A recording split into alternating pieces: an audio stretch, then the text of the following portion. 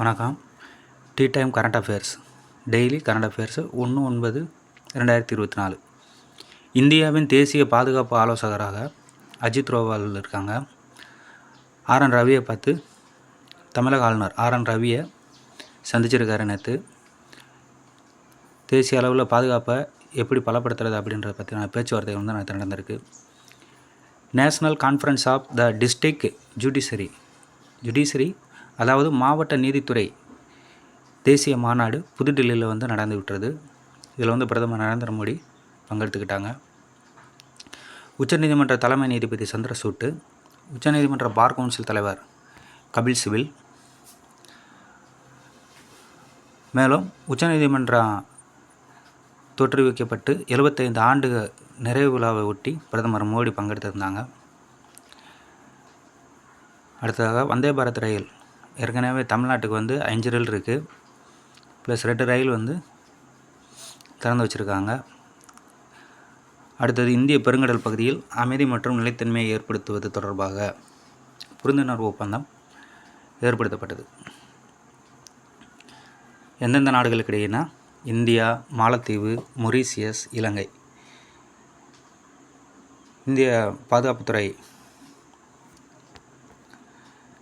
தேசிய பாதுகாப்பு ஆலோசகர் அஜித் தோவலும் இலங்கையின் ரணில் விக்ரமசிங்கே இருவருக்கும் இடையில் வந்து புரிந்துணர்வு ஒப்பந்தம் வந்து பண்ணாங்க. இப்போ இலங்கையில் வந்து எலெக்ஷன் நடக்க போகுது. அதை ஒட்டி இலங்கை பாதுகாப்பு மாநாடை ஒட்டி இந்த பேச்சுவார்த்தைகள் நடந்திருக்கு. சமீபத்தில் வக்ஃப் வாரிய சட்ட திருத்த மசோதா வந்து மிகப்பெரிய அளவில் வந்து எதிர்க்கட்சியில் வந்து எதிர்ப்பு தெரிவித்தாங்க. அதை வந்து பொதுமக்கள் கைக்கே விடுறோம்னு சொல்லி பொதுமக்களோட ஆலோசனையும் கேட்கணும்னு சொல்லி மத்திய சர்க்கார் சொல்லியிருக்காங்க. அதற்கான ஆலோசனை குழு தலைவராக வந்து ஜெகதாம்பாள் பால் அப்படின்றவங்களை வந்து நியமிச்சிருக்காங்க. அடுத்ததாக அகில இந்திய வானொலி பெண்கள் கூட்டமைப்பினரும் அகில இந்திய வானொலியும் பெண்கள் கூட்டமைப்பினரும் 2 பேருமே சேர்ந்து மத்திய பிரதேசத்தில் வந்து வயலன்ஸ் ஃபார் உமன் பெண்களுக்கு எதிராக இழைக்கப்படக்கூடிய அநீதிகளையும் கொடுமைகளையும் எதிர்த்து ஒரு மீட்டிங் நடத்தியிருக்காங்க.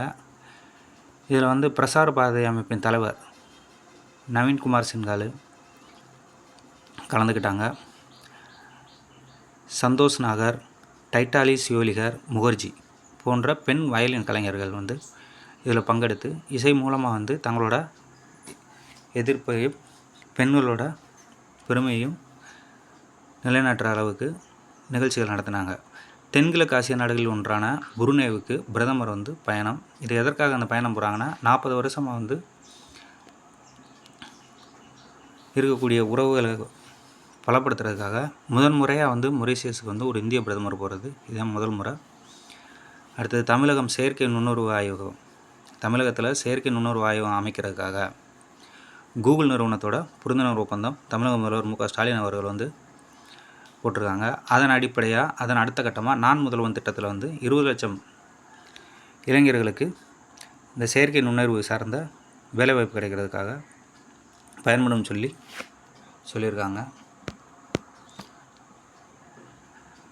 அடுத்ததாக இஸ்ரேலு ஹமாஸ் இடையில் வந்து இப்போ காசாவில் வந்து மிகப்பெரிய அளவில் போர் நடந்துக்கிட்டு இருக்குது.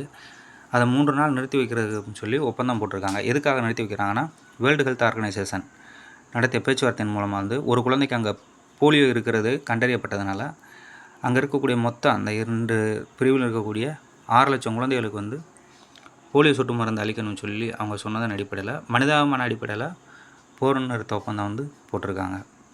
அடுத்தது தென்னாப்பிரிக்க நாடான நமீபியாவில் வந்து கடுமையான பஞ்சம் நிலவிக்கிட்டு இருக்கிறதுனால அந்த பஞ்சத்தை உணவு பஞ்சத்தை சமாளிக்கிறதுக்காக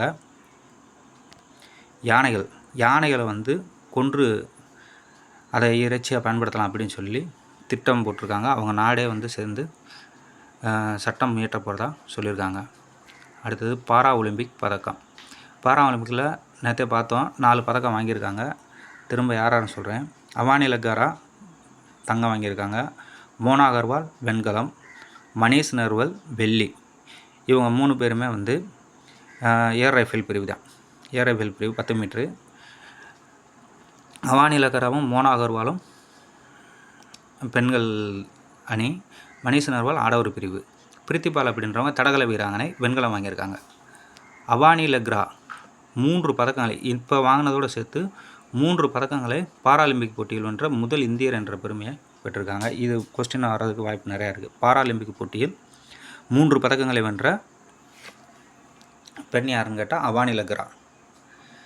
அடுத்து நடக்க போகிற போட்டியில் ஏர் ரைஸ்ட் பிரிவில் வந்து ஸ்பரூபர் மகாவீர் அப்படின்ற ஒரு போட்டிடுறாரு. ஏர் பிஸ்டல் பிரிவில் ரூபினா பிரான்சிஸ் அப்படின்றவங்க பெண்கள் பிரிவில் போட்டிடுறாங்க.